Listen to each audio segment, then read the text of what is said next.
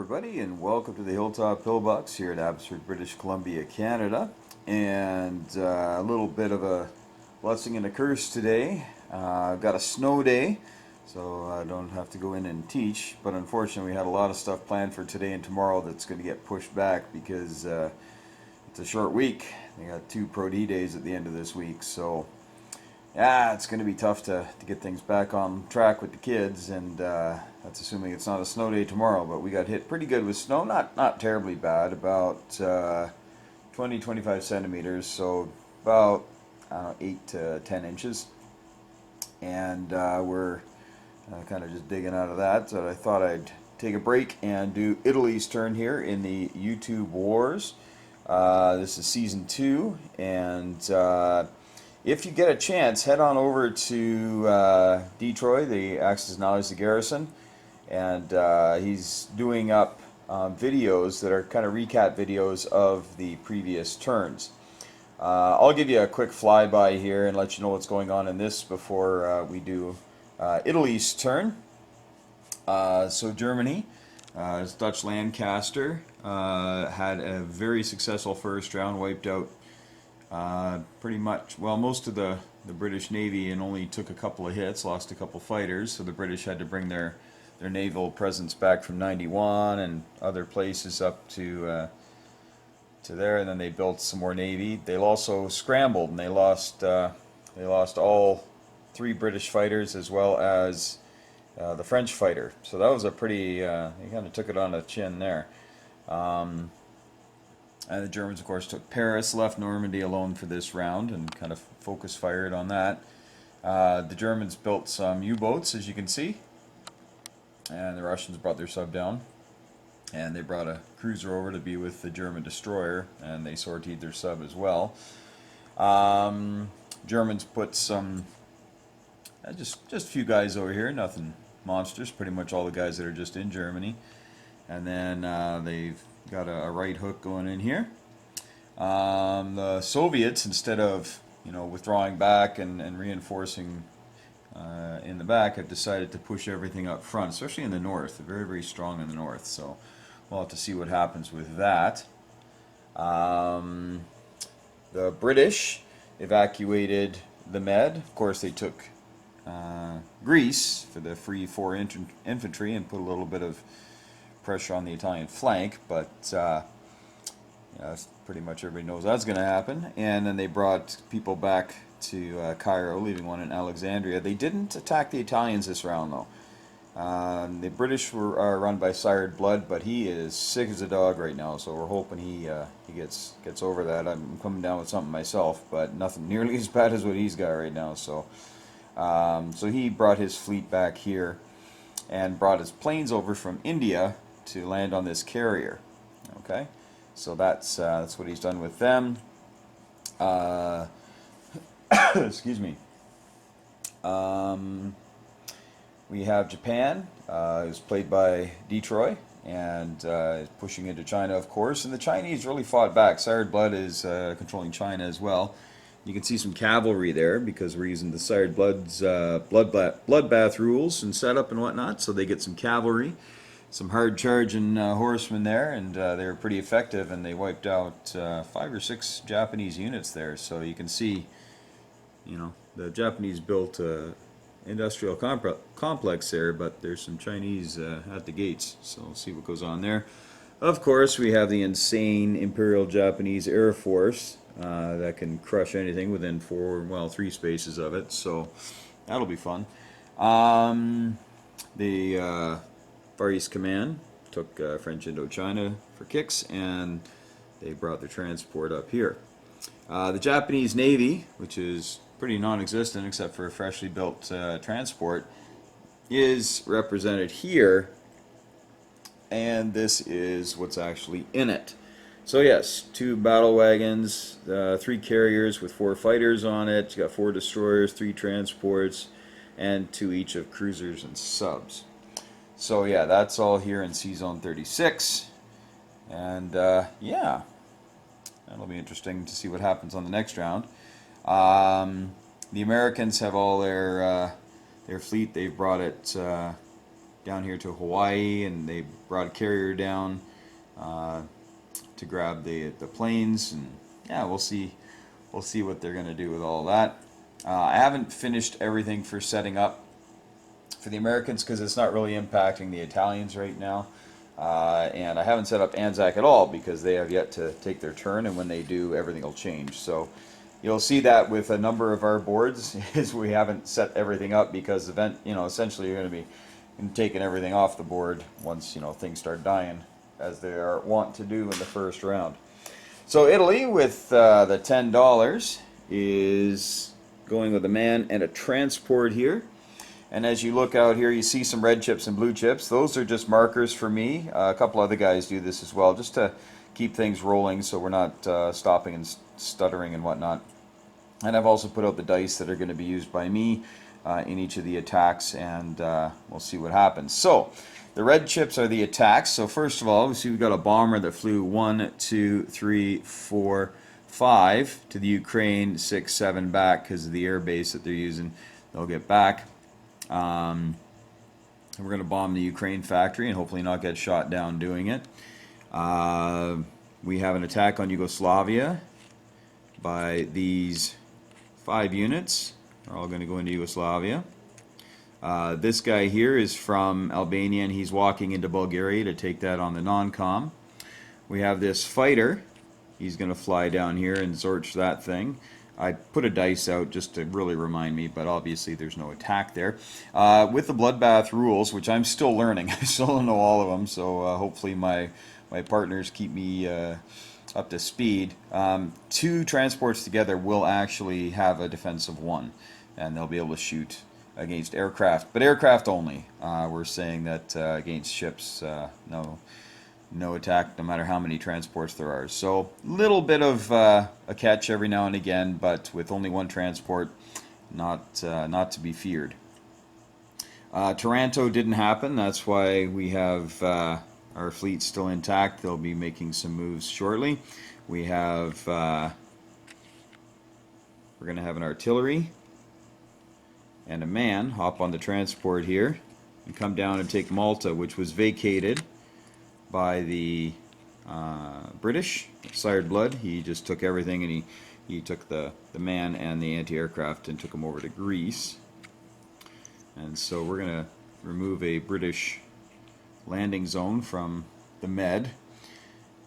Makes me breathe a little easier, but it's Sired Blood, so he's got some up his sleeve. But again, he really took a pounding in that first turn, so we'll see how he comes back for that. Then we have not the transport, we have a sub, a destroyer, a cruiser, and a fighter going after the French. Cruiser and destroyer. We have a non-com via rail. There's railing in Bloodbath rules, so 2 guys from southern Italy are going to head on up there. And then we're going to have this tank and another man non-com down into Africa. I haven't decided to Libya or Tobruk, but we'll figure that out when we get there. So that's pretty much it. And so we're just going to start rolling some dice here. We are going to start with the, well, let's just start right here.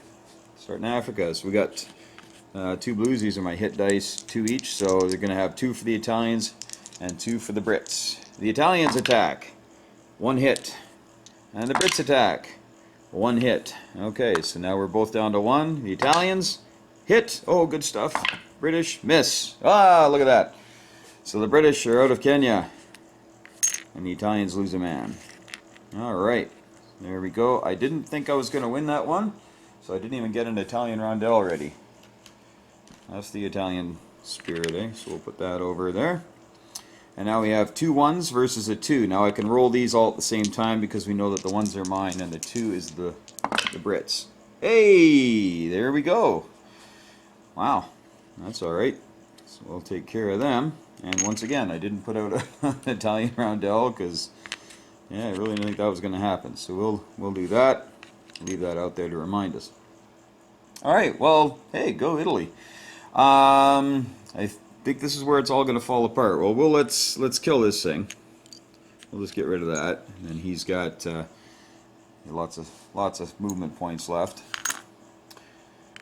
All right, so here's the British, or the bombing of with the Italian versus the Russian factory. So here's the anti-aircraft. Okay, I thought karma was gonna kick me in the groin there, but I guess not. And here's the British bomber for 5. All right, so there you go. It's I think it's VK Cowboy. Oh shoot, I forget who's in charge of. I think VK Cowboy's in charge of the Soviet Union. Sorry guys, I forget. I've had so many messages and whatnot going through my head here with everything, but there we go. So then that's done.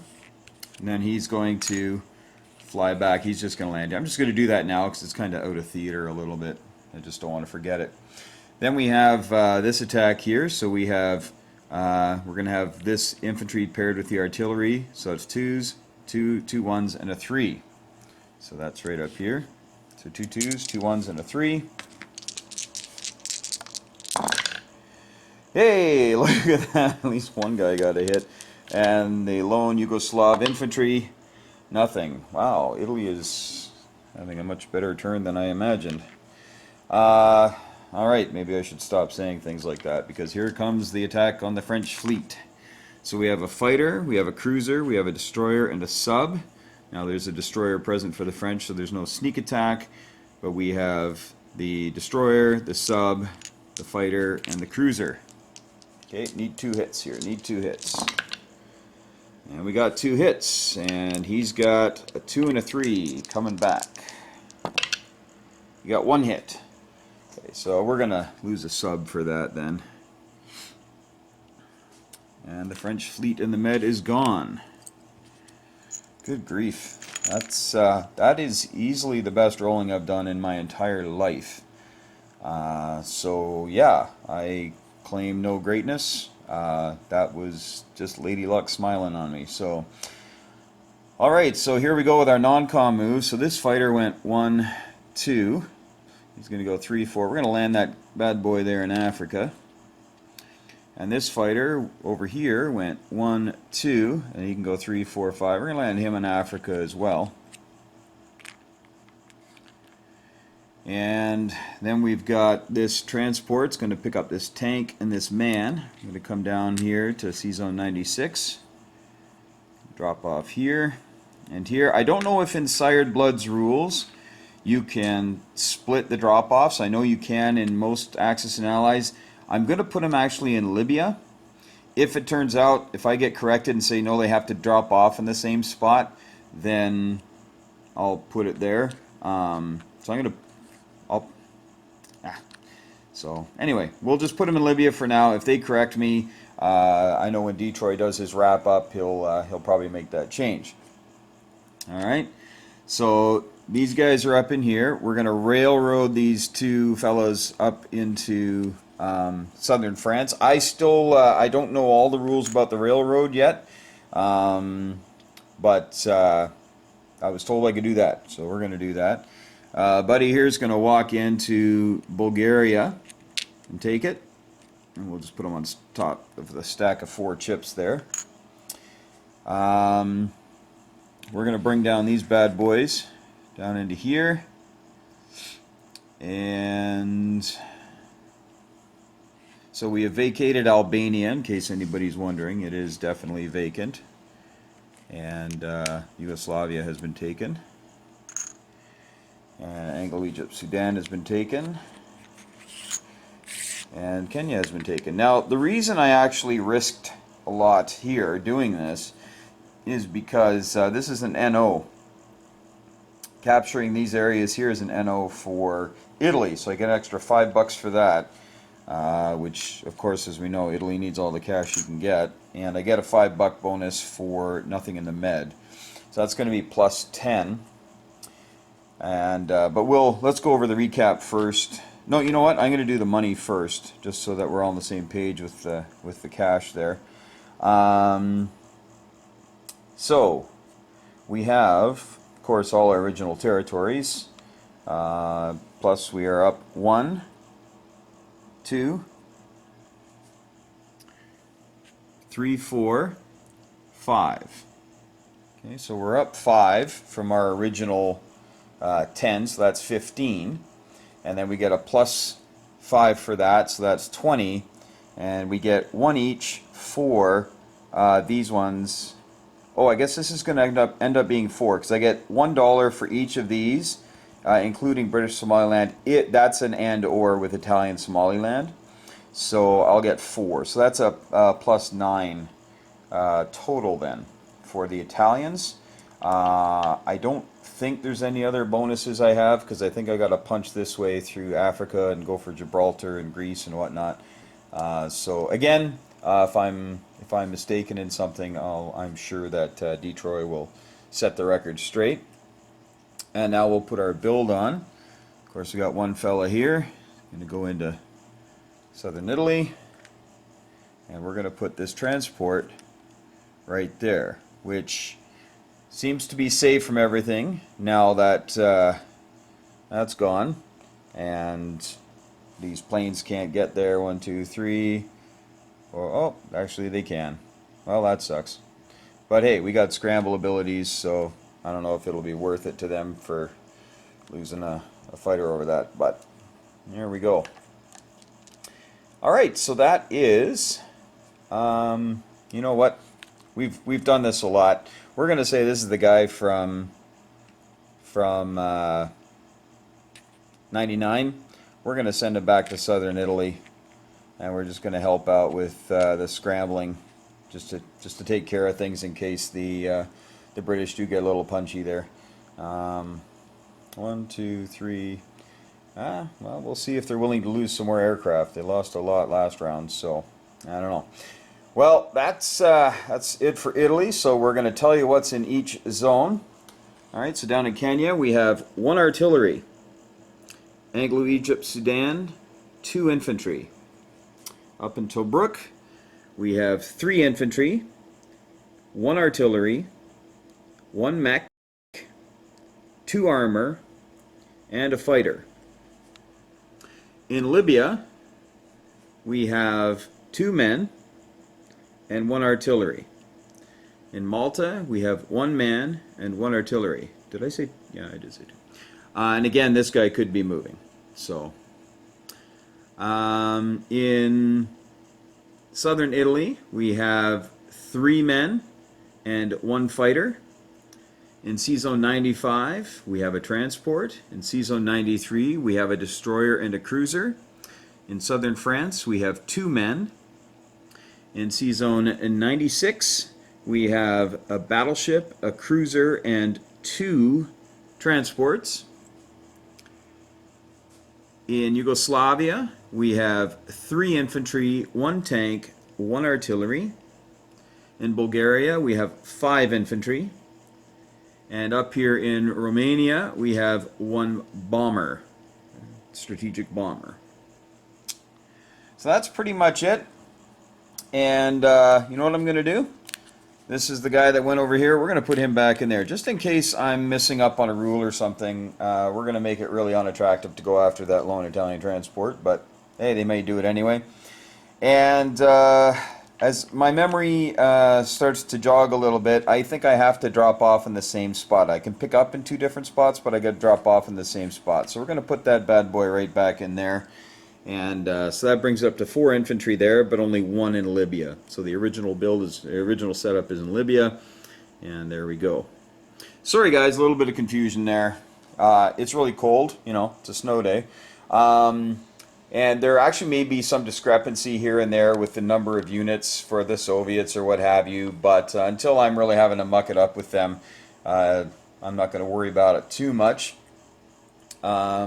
But that's it for the Italians. That's a great turn. So we saved no money, but we're going to have $24 to spend next turn.